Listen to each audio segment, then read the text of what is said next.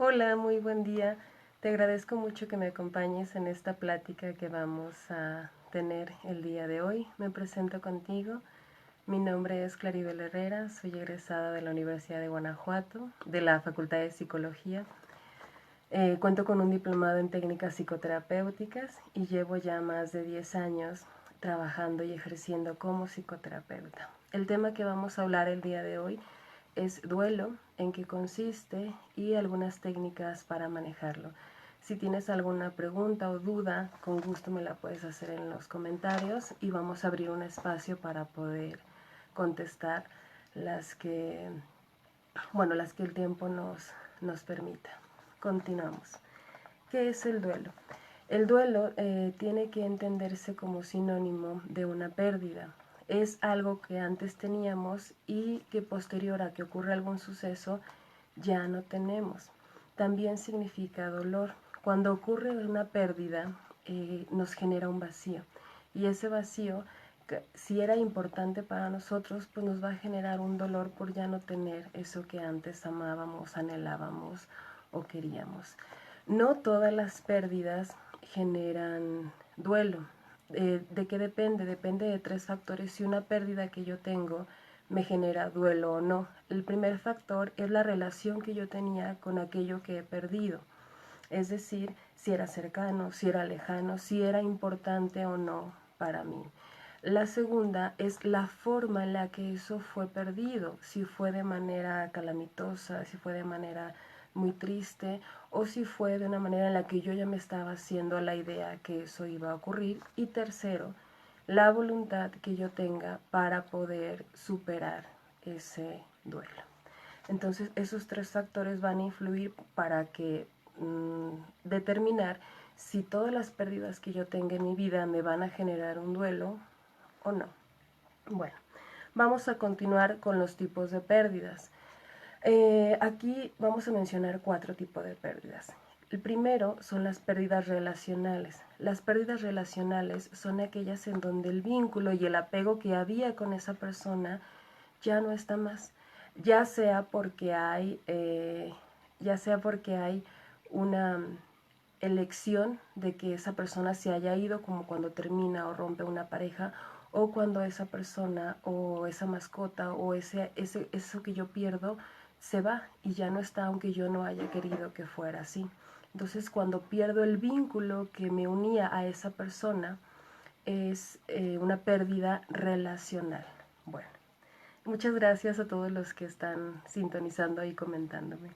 Después viene una pérdida de capacidades. La pérdida de capacidades es aquella donde yo pierdo, ya sea de manera física, un miembro o una parte de mi cuerpo, o antes podía caminar y después ya no puedo caminar, y eso obviamente ocasiona un duelo, porque antes yo era autónomo, yo era independiente, o yo tenía la habilidad de moverme con libertad y después ya no. También la pérdida de capacidades incluye las habilidades cognitivas. Una persona si sufre algún accidente y ya no puede o le queda una secuela que le ocasiona una incapacidad para poder aprender y asimilar la información como antes lo hacía, pues claro que genera un duelo, si se le olvidan las cosas, si pierde la memoria, todo aquello que nosotros perdamos por alguna razón y que antes teníamos y que después ya no, nos va a ocasionar un duelo porque lo perdimos. Después viene una pérdida material. La pérdida material, como su nombre lo dice, es cuando perdemos un objeto. Desde algo pequeñito como una USB hasta algo muy grande como la casa donde yo vivía porque me la embargaron, porque me la hipotecaron, por lo que sea. Entonces la pérdida material también nos ocasiona un dolor porque ya no lo tenemos. Y después existen las pérdidas evolutivas. Las pérdidas evolutivas son aquellas de una etapa de transición de vida a otra. ¿A qué me refiero con eso? Cuando nos convertimos en adolescentes dejamos de lado el cuerpo de niños y eso pues obviamente ocasiona un duelo porque ya nuestro cuerpo, nuestra forma de pensar ha cambiado y ese cuerpo de niño ya no va a volver. Por eso en la pérdida evolutiva, o mejor dicho, cuando perdemos o cuando cambiamos de una transición a otra, eh, nos ocasiona un duelo. Pero también pasar de la adultez madura, que es de la adultez joven, que es de los 20 a los 40, a la adultez madura y el cuerpo se va avejentando, ya no reacciona igual, pues también nos ocasiona un duelo, ¿no? De perder esas habilidades y de ya no estar tan joven, tan vital, que nuestro cuerpo ya no reaccione como antes. Seguimos. Vamos a explicar los 5 modelos que existen sobre, o mejor dicho, las 5 etapas que existen de acuerdo al modelo de Elizabeth Kubler-Ross. Ella menciona que hay 5 etapas por las cuales una persona atraviesa o ocurre el duelo, ¿no? Estas etapas no son secuenciales. Yo les voy a decir en un orden. En este orden no necesariamente tiene que ocurrir, sino simplemente, ¿cómo decirlo? Simplemente es una forma de mencionarlas o una forma de explicarlas. La primera es la negación.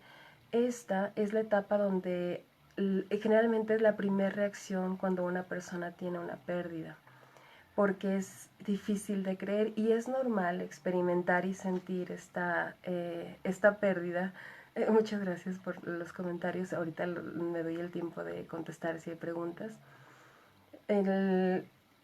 Seguimos con la parte de la negación. Este primer momento es cuando el impacto de la pérdida es tan fuerte que mi cerebro, mi mente todavía no puede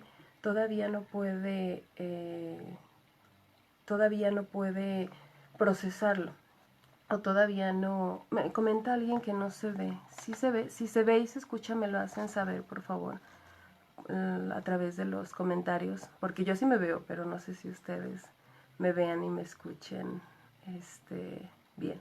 Pero bueno, seguimos. Entonces, la negación no puede mantenerse por tanto tiempo porque no me permite conectarme a la realidad. Imaginemos que quien fallece es alguien de quien yo dependía económicamente o en parte. Si esta persona fallece o ya no está, si esta persona se... muchas gracias, dicen que sí se ve y sí se escucha. Si esta persona ya no está o se va, ya sea voluntaria o porque muere, y me dependía de esta persona económicamente, no puedo seguir negando que se haya ido, porque van a llegar deudas, porque van a llegar recibos. Entonces la negación funciona como una forma de conectarme con esta realidad en lo que me adapto a la pérdida, pero no puedo mantenerme por siempre en negación porque la realidad de alguna manera o en algún momento me va a alcanzar. Seguimos con la segunda etapa, que es la ira. La ira generalmente se da por mucha frustración, porque yo sé que la pérdida que estoy experimentando es irreversible, ya no va a volver eso que yo perdí, y eso me genera mucho enojo. Sentirlo es normal. Lo que no es normal es cuando yo empiezo a querer atacar al medio donde estoy. Puede ser objetos, puede ser personas, pueden ser, ¿cómo decirlo? Pueden ser personas, pueden ser situaciones, o a mí mismo me empiezo a culpar y me empiezo a atacar porque me da frustración, me da mucha rabia que esa persona, que eso que antes yo tenía ya no esté. Y aquí es donde hay que tener cuidado porque esta parte puede ocasionarme un malestar muy grande aún o añadiéndolo al malestar que yo ya tengo y que yo ya siento por la pérdida que estoy teniendo. Entonces es normal sentirla. Lo que no es normal es que me desquite con el mundo por esa rabia que yo estoy sintiendo. Y casi siempre lo que hace la rabia es encubrir la tristeza. Es proporcional. Entre más rabia tenga es porque estoy más triste. Lo que no hablamos lo actuamos. Y en lugar de a lo mejor darme el tiempo o darme la calma, la pausa de entender por qué estoy tan enojado, qué me genera tanto enojo, tanto dolor, puedo empezar a atacar al mundo responsabilizando o tratando de encontrar a un culpable del por qué me está pasando eso a mí. Bueno, seguimos. La tercera etapa es la negociación. Esta etapa ocurre en un plano de fantasía. La negociación es cuando yo puedo pensar e imaginar una y otra vez que lo que pasó no pasó de esa manera. Ejemplo, con lo que ocurrió con Kobe Bryant, que se subió al helicóptero y su hija y él fallecieron en ese accidente. La esposa tuiteó y dijo, suena absurdo que ellos se hayan subido ese día, ojalá que ese día no hubiera pasado. Eso es negociación.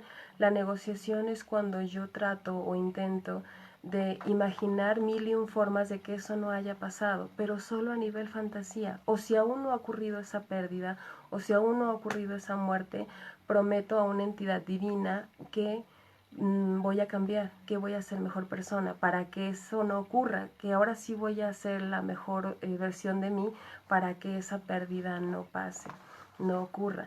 Entonces la negociación me permite imaginar mil y un formas de cómo eso terrible, calamitoso, doloroso que ha pasado o que va a pasar, no pase.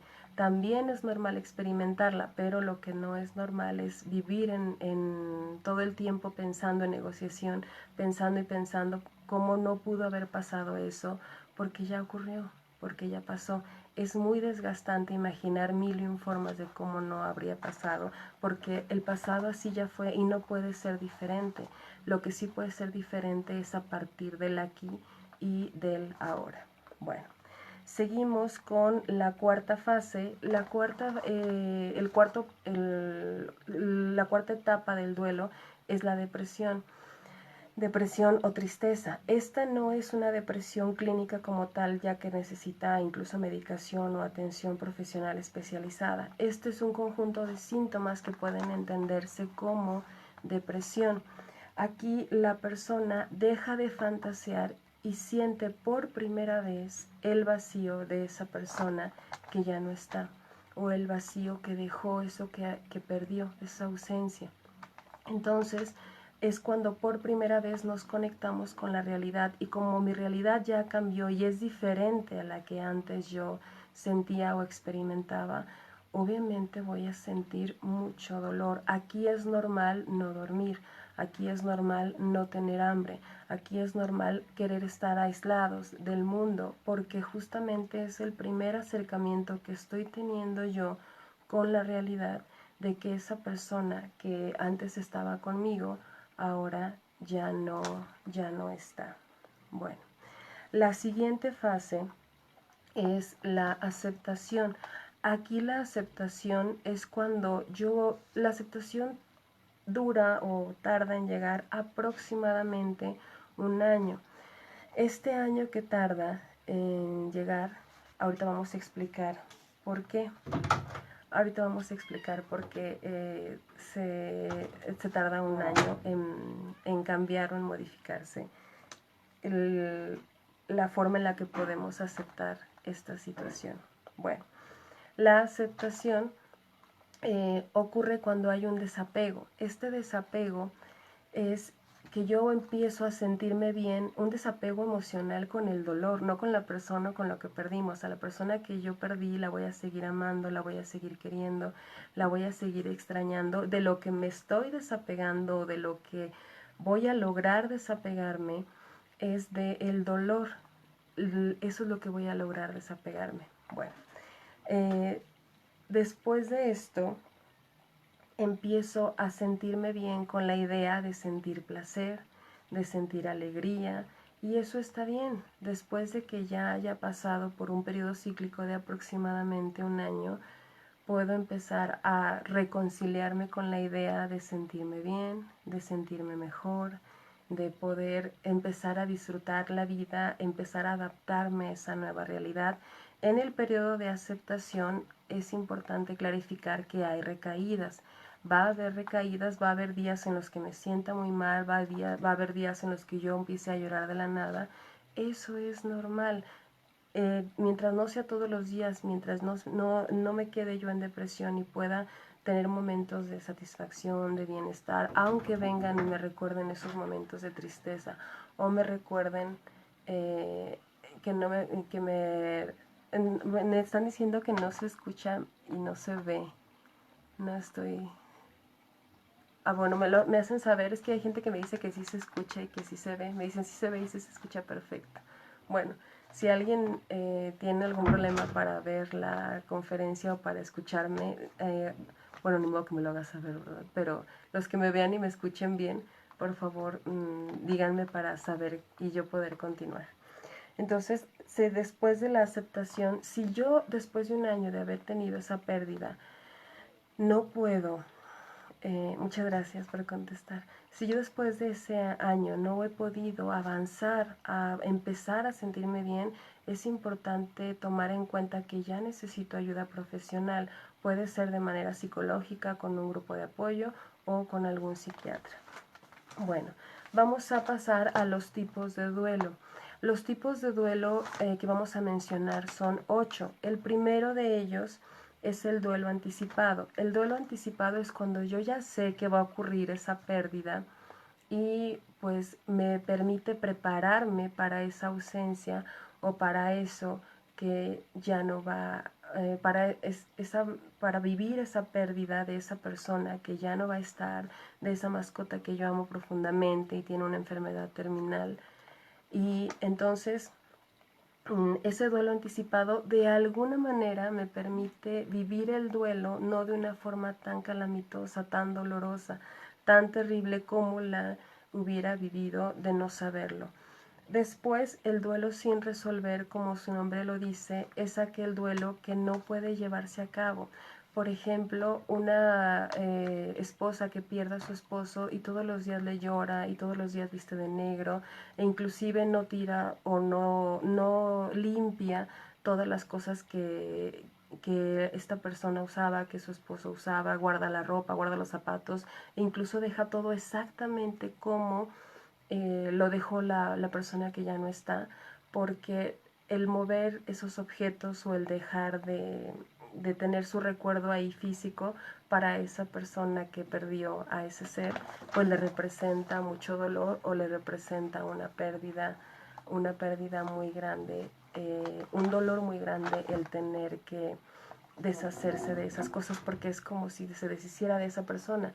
Y es normal tener esa como esa aprensión a eso que perdimos completamente, pero lo que no es normal es que esto se mantenga durante tanto tiempo que no me permita, ¿cómo decirlo? Que no me permita avanzar, que no me permita sanar. Seguimos con el duelo crónico. El duelo crónico es parte del duelo sin resolver.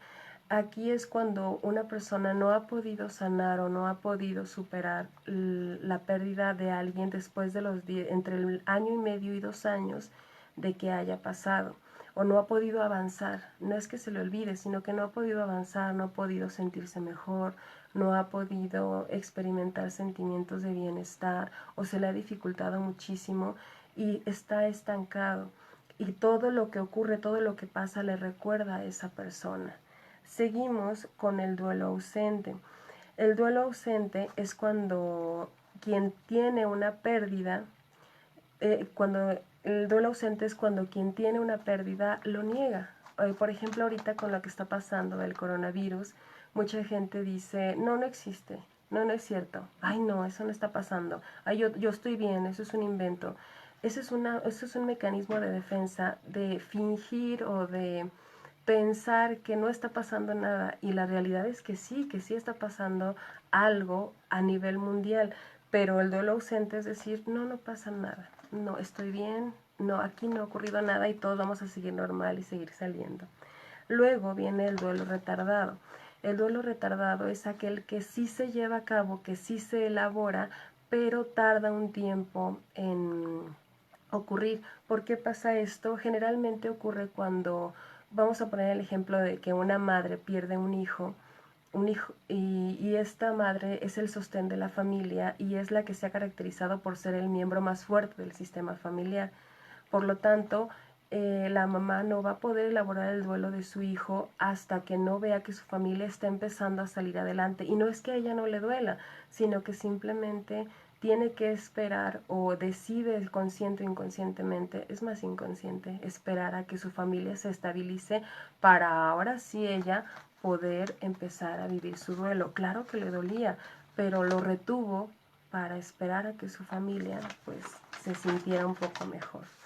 Seguimos con el duelo inhibido. El duelo inhibido es cuando hay una dificultad para expresar los sentimientos, y en lugar de expresarlo con palabras, en lugar de expresarlo con lo que yo siento, lo empiezo a actuar y me empiezo a enfermar. Me dan una enfermedad, me da otra enfermedad, y en lugar de aceptar y de permitirme entender que lo que estoy sintiendo es dolor por esa pérdida, pues me enfermo para poder drenar lo que estoy sintiendo y no me permito hablar y elaborar, porque hay que recordar que lo que no se habla, se actúa. Lo que no me permito decir, la lágrima que no llora el ojo, la va a llorar cualquier otro órgano del cuerpo. Muy bien. Seguimos con el duelo desautorizado. Este duelo es cuando el entorno donde yo estoy no me permite elaborar mi pérdida. Supongamos que es una pareja homosexual y la familia no aceptaba que tuviera una pareja homosexual su familiar, y la pareja muere. Y él no puede desahogarse con su familia o ella porque lo juzgan y ese tema no se habla. Entonces queda la persona imposibilitada de expresar su dolor y de acceder a un grupo de apoyo que le dé comprensión, porque lo restringen y le dice, y ese tema no se habla. Tu pareja no cuenta, no contó, aquí no pasó nada. Qué difícil. Luego viene el duelo distorsionado. El duelo distorsionado es cuando hay una reacción desproporcionada ante esa pérdida. Una pareja que lleva una semana de novios y terminan y uno de los dos se quiere suicidar, es una reacción completamente fuera de proporción porque llevaban una semana. Generalmente eso ocurre porque hay otras pérdidas que no se han elaborado, y cuando ocurre otra, entonces detona el dolor y saca y abre lo que no se había elaborado. No es, o cuando dicen es que se mató por un celular. No, la gente no se mata por un celular. Eso fue la gota que derramó el vaso. Entonces el duelo desproporcionado, o mejor dicho distorsionado, es cuando la reacción ante esa pérdida es mucho mayor a la que realmente tendría que ser. Vamos a continuar hablando de cuánto dura un duelo. No hay una duración específica porque a cada quien nos duele diferente, a cada quien nos duele distinto, pero en promedio el duelo, dentro de lo normal, dentro de lo esperado, si tuviéramos que ponerle una temporalidad, estamos hablando entre 6 meses y 2 años.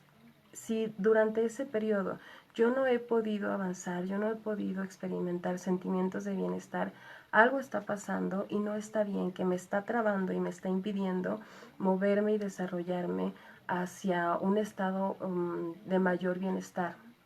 Entonces, la temporalidad se espera que yo pueda ir avanzando, yo pueda ir sintiéndome mejor entre 6 meses y 2 años máximo después de la pérdida que tuve. Generalmente el alivio de esta pérdida se empieza a experimentar un año después de lo que perdimos. ¿Por qué un año? Porque después de un año se cumple un ciclo en donde pasó Navidad, pasó el cumpleaños de la persona, pasó el aniversario, donde ya todas las fechas importantes y que podían generarme dolor o malestar ya pasaron. Y una vez que eso ocurre, yo puedo empezar a permitirme ya tener más agrado, más motivación para poder seguir viviendo. Bueno, vamos a continuar con la parte de cómo manejarlo. Para poder manejarlo y entenderlo, lo primero que tenemos que ir clarificando o irnos haciendo la idea es entender que la realidad a la que estábamos acostumbrados antes de que esa pérdida ocurriera ya no va a estar, ya no va a ser de esa manera. Lo primero que podemos hacer es clarificar que esa pérdida que sentimos y experimentamos modificó mi realidad. Mucha gente se le dificulta adaptarse a una ausencia, a un duelo, porque, ¿cómo decirlo? Porque no puede seguir avanzando, porque no puede experimentar sentimientos de bienestar, y se resiste a creer que esa pérdida existió, se resiste a entender que esa persona que estaba ya no va a estar. y eso justamente es lo que dificulta el poder, ¿cómo decirlo? Justamente eso es lo que dificulta el poder avanzar, el resistirse y el querer que todo sea como antes. Como muchas personas ahorita con lo que está pasando, el ejemplo del coronavirus, dicen, es que yo quiero ya volver a la realidad. Hay que clarificar, hay que entender que la realidad como la conocíamos hasta ahora va a ser distinta, y entre más nos resistamos a adaptarnos a esa nueva realidad, más difícil nos va a... más difícil va a ser para nosotros poder adaptarnos a ese cambio.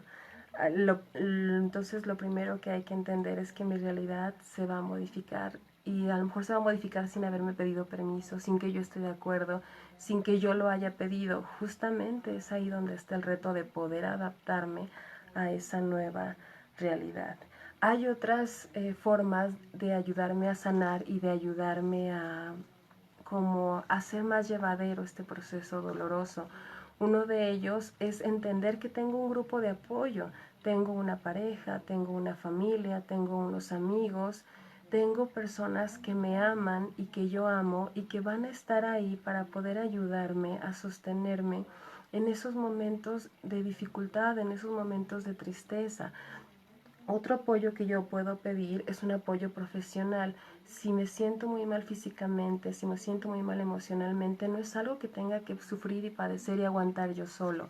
Es algo que puedo también permitirme pedir ese apoyo profesional con un psicoterapeuta o también de manera psiquiátrica. Si necesito apoyo y me permito pedirlo, es un acto muy amoroso, es un acto muy lindo hacia mí, porque me estoy escuchando y me estoy permitiendo hacer lo que necesito para poder sentirme bien. Eventualmente, aunque sintamos que no lo vamos a poder superar, en algún punto empieza a volverse todo más claro, empieza a volverse todo más llevadero, empieza a clarificarnos la mente, el corazón, el alma, en reconciliarnos con esa nueva realidad y poder empezar a disfrutar todo aquello que me hace sentir bien y que me va a permitir ir avanzando e ir superando esta pérdida. Otra cosa que hay que entender para clarificar cómo podemos manejarlo es que tengo yo que participar de manera activa en mi recuperación. No puedo estar esperando a que pase por sí mismo.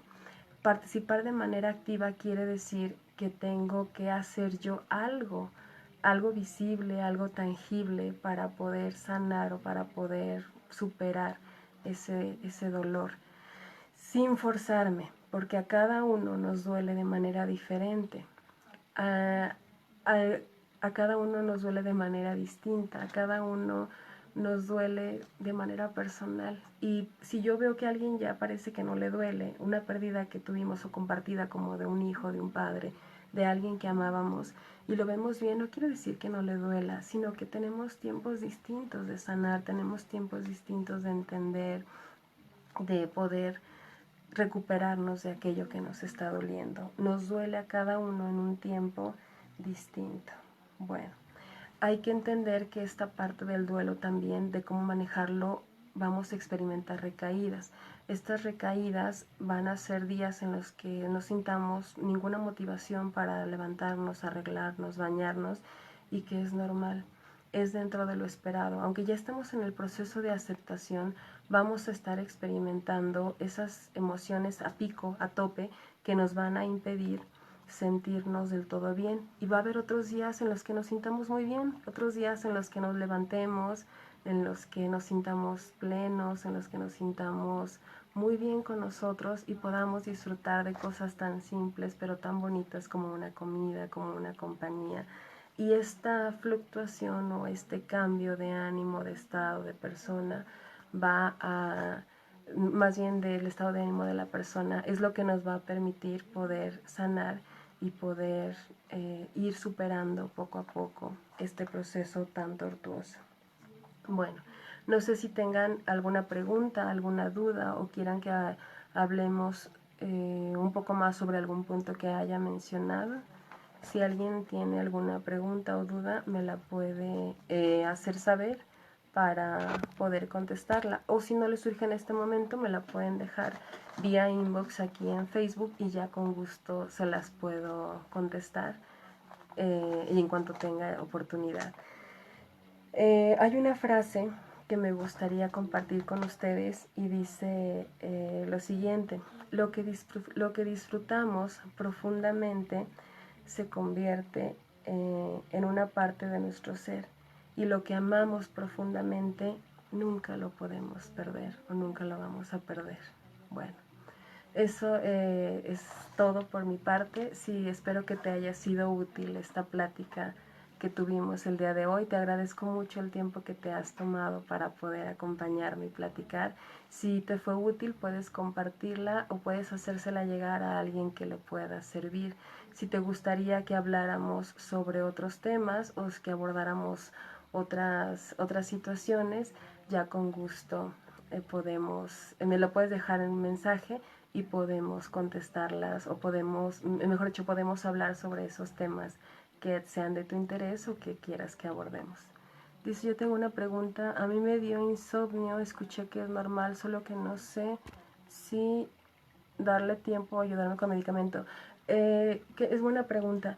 El insomnio, como parte de un duelo, se considera crónico si después de un mes, si durante un mes, 3 veces o más a la semana, el insomnio sigue de manera persistente. Si yo durante un mes he tenido insomnio durante mucho tiempo, sí necesito una valoración médica, una valoración psiquiátrica para que me pueda evaluar y nivelar de manera orgánica a nivel cerebral si necesito algún medicamento y acompañado con una psicoterapia. Sí es normal tener insomnio, sí, pero se vuelve crónico si se persiste durante un mes y el insomnio me imposibilita rendir en mis otras áreas de vida. ¿Cómo sé que algo ya es patológico, que algo ya está enfermo? Si interfiere en 2 o más áreas de mi vida. Si interfiere en lo personal y también en lo laboral. Si interfiere en lo familiar y también en lo personal. Si algo alcanza a tocar otra área de mi vida, es importante entender que necesito ayuda profesional. Bueno, dice otra pregunta: ¿cómo lograr acompañar a alguien en un duelo, respetando el tiempo de esa persona? Una de las cosas que más nos pueden ser útiles para acompañar a alguien que está en duelo es evitar frases como te acompaño ¿cómo decirlo? Como sé cómo te sientes, porque en realidad, o te acompaño en tu dolor, porque a lo mejor ni me duele igual, y aunque me duele ver a quien yo quiero mal, no siento lo mismo. Una de las cosas que más es útil y práctico para acompañar a alguien es decirle qué necesitas, qué puedo hacer por ti. Te traigo una despensa, quieres que no te hable, pero me quedo aquí al pendiente, quieres que te dé tu espacio, ¿qué necesitas? ¿Qué puedo yo hacer por ti que a ti te sea útil, que a ti te sea funcional? Y si ahorita no sabes qué puedo hacer yo por ti, está bien, en cuanto sepas qué puedo hacer o cómo te puedo ayudar, si te puedo ayudar a venir y a lavar los trastes, si te puedo ayudar y te puedo traer comida, lo que tú necesites hacer y que yo pueda hacer, aquí voy a estar para ti. Así ayudamos a la persona a sobrellevar esa situación y a hacer acciones tangibles que le permitan ir superando y sanando esa parte. Y pues claro que la parte afectiva, hacerles saber que estamos ahí para ellos, que lo queremos, que la queremos, que es importante para nosotros, que aunque yo no sepa cómo le duela y cómo esté sufriendo, para mí eres importante, para mí tu dolor implica que yo me sienta con el cuidado y con el amor de querer acompañarte, porque sé que te duele y tú a mí me importas. Y dice: el tiempo del duelo es diferente entre hombres y mujeres, o es personal. Sí hay una forma en la que las mujeres y los hombres experimentan el duelo de manera distinta. Generalmente, de los tipos de duelo que hablamos, los hombres experimentan un duelo retardado, como por ejemplo en una ruptura de relación de pareja. Aquí ocurre que la mujer, una vez que rompe la relación, se va, llora, se deprime, la pasa muy mal durante un tiempo, supongamos un mes, y después de ese mes empieza a sentirse mejor, empieza el cerrando ciclos, no se corta el pelo, a comprar ropa, todo lo que la refuerce como persona. Y va saliendo y al cabo de 6 meses ya se siente bien. En cambio, el hombre lo que hace, la mayoría, no intento generalizar, pero muchas de las ocasiones ocurre que los hombres es al revés. Al principio están negando que haya ocurrido algo. A mí no me importa, me puedo ir de borrachera, puedo tener otra persona, sin problema, ¿no? Y reprime todo lo que esa pérdida le está generando, reprime todo lo que, lo que le duele haber perdido, aunque quisieran terminar ambos o una parte con la relación. Y hasta después de tiempo es cuando empieza a declinar lo afectivo, lo emocional del hombre, y es cuando se permite empezar a sacar lo que siente. Generalmente es al revés, la mujer empieza llorando, llorando, llorando, llorando y empieza a subir, y el hombre un poco al revés, empieza a decir que está bien, que no pasa nada, se va de borrachera, puede tener más mujeres, y luego empieza a bajar. Y dice, ¿cómo ayudar a la persona que se encuentra en este proceso, no hostigando ni incomodando? Mencionamos algo similar a la pregunta anterior, es preguntando qué puedo hacer por ti, cómo puedo yo apoyarte en este momento. Yo no sé qué tanto te duela, no sé qué tanto estés experimentando, pero lo que yo pueda hacer por ti y me nace hacer por ti porque me importas, porque te quiero, lo voy a hacer en la medida que mis posibilidades me lo permitan. Y puede ser algo tan simple como necesitas que te vaya a pagar el recibo de la luz, necesitas que venga y te traiga una despensa para que tengas que comer. ¿Qué puedo hacer por ti? Eso ayuda mucho a poder ir a acompañar a una persona, aunque sea quedarnos en el teléfono sin decir nada y estar ahí para ti. Es lo que la persona sienta que yo puedo hacer por ella y que a mí me nace y que me permite y que de acuerdo a mis posibilidades me permite entender y me permite realizar. ¿Y alguna otra pregunta? ¿Hay alguna otra pregunta? Déjenme ver. ¿Cómo lograr? Tengo una. Bueno, creo que ya son todas las preguntas. Si les llegara a surgir otra pregunta, me la pueden hacer llegar vía mensaje con todo gusto y ya se las puedo contestar. Por mi parte, el día de hoy es todo. Espero les haya gustado. Les agradezco muchísimo que se hayan tomado su tiempo, que hayan tomado la decisión de acompañarme en esta plática. De verdad, muchísimas gracias. Es un gusto para mí que me hayan acompañado, y si quieren que abordemos más temas, me lo hacen saber y ya con gusto lo preparo y podemos hablar. Que estén muy bien, cuídense mucho, por favor. Sigan tomando las medidas necesarias para ponernos a salvo. Que estén muy bien, que tengan un muy bonito día. Nos vemos. Hasta luego. Bye.